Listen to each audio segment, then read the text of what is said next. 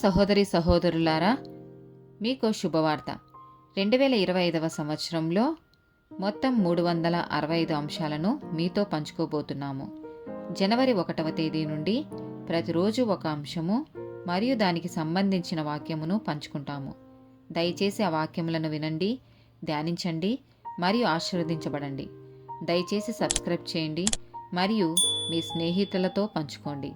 ధన్యవాదాలు.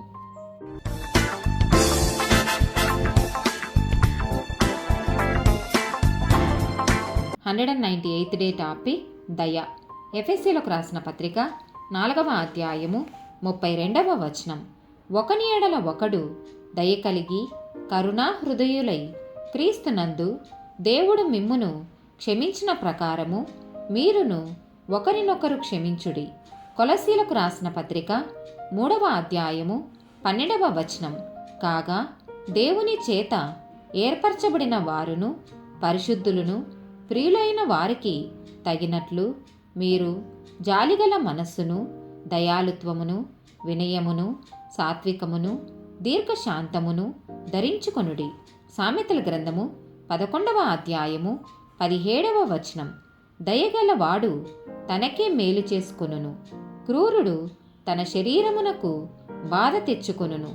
గలతీలకు రాసిన పత్రిక 5వ అధ్యాయము 22-23 వచనాలు.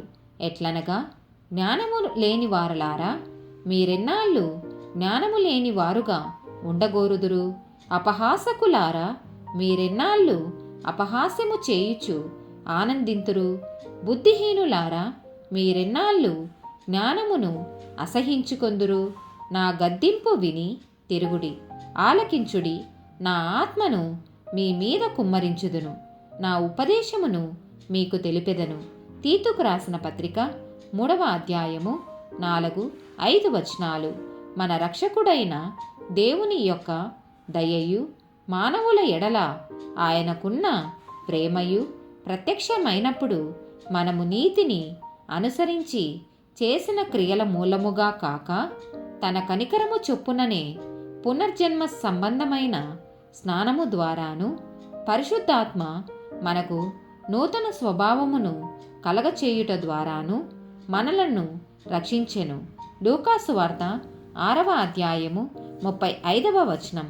మీరైతే ఎట్టి వారిని గూర్చి అయినను నిరాశ చేసుకొనక మీ శత్రువులను ప్రేమించుడి, మేలు చేయుడి, అప్పు ఇయుడి, అప్పుడు మీ ఫలము గొప్పదైయుండును. మీరు సర్వోన్నతుని కుమారులై యుందురు. ఆయన కృతజ్ఞత లేని వారి ఎడలను దుష్టుల ఎడలను ఉపకారి అయి ఉన్నాడు.